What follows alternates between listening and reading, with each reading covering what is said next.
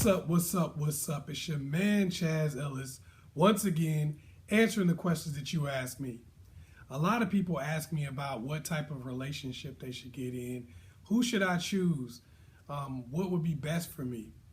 The biggest thing I can say to that is pick somebody who makes you want to be better. Pick somebody that holds you accountable. And when I say picking somebody who makes you want to be better and somebody that holds you accountable, a lot of times we think about people who hold us accountable with words. Well, if you don't do that, I'm going to leave you.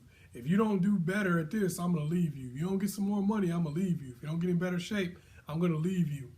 I'm not just talking about somebody who's going to hold you accountable with words. I'm talking about somebody who makes you want to be better just by being around them. Somebody who makes you want to be better by seeing what type of person they are, by seeing the qualities that they have and the things that they do well and the things that they find important and the things that they have, that they're strong in.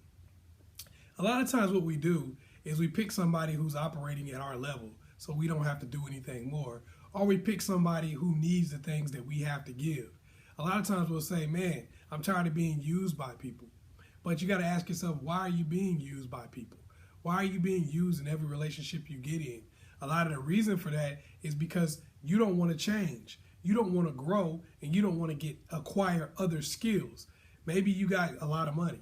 Maybe you got a good job.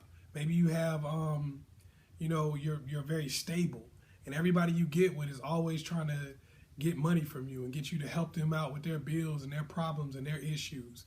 But maybe you don't have the best social skills. Maybe you're not the best at communicating with a partner. Maybe you're not in the best physical shape you could be in. Maybe you're not the most outgoing person. Maybe you don't take in criticism very well and things like that. Maybe those are your issues. So what you've done is, instead of putting yourself around somebody who's going to make you improve, somebody who's going to hold you accountable for those things, a lot of times what happens is we'll seek out somebody who needs what we have to give, who needs some money, who needs a place to stay, who needs emotional support all the time, who needs whatever it is that we have to give so we don't have to acquire other things. A lot of times what happens is, because as human beings, we have an ideal self. And the person that we really want to be with is a reflection of our ideal selves. So you want to be with somebody who has all of those things about you that you don't necessarily, that you haven't conquered yet, or that you haven't, really fulfilled. Those things, like, you want to be with somebody who's a little more outgoing if you're kind of quiet. You want to be with somebody who's going to be really good with their finances if you're kind of awful with yours, especially when you had children or whatever. But what happens a lot of times is, instead of seeking those people out, we seek out people who allow us to be in our comfort zone. We accept people who allow us to be in our comfort zone.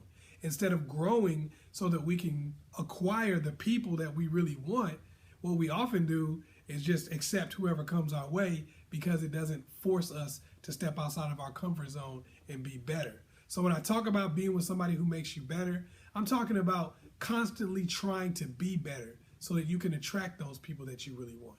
I'm talking about getting in a relationship with somebody who may require more of you, who may require you to keep improving to be able to keep them. I'm talking about being with somebody like that rather than just going on ahead and saying, oh, well, I know this person's never going to ask anything of me. A lot of people I see post stuff on Facebook like, I want somebody to love me for me. Okay, there's a difference in wanting somebody who's going to love the core person and somebody who's just going to allow you to settle for mediocrity. That's not you. You're not the mediocre version of yourself that you are okay with being right now. You're the greatest version of yourself. That's you. Okay, just because someone accepts the lowest level that you can be at doesn't mean they're accepting you for you. It means that they just don't care. And I see a lot of people thinking that that's a good thing. Like, oh man, I want a girl that don't care if I'm doing well, don't care if I got any money. Well, how long is that going to last?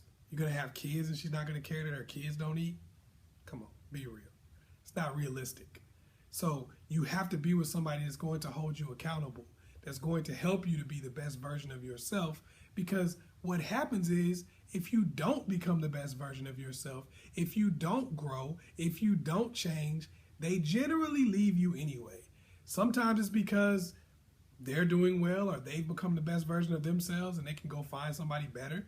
Or it's because even though they can't find somebody better, they just get tired of being around somebody who's not the best version of themselves and sinking together. They want to go sink somebody else. They don't want it. You're already sank. They don't want to sink you anymore.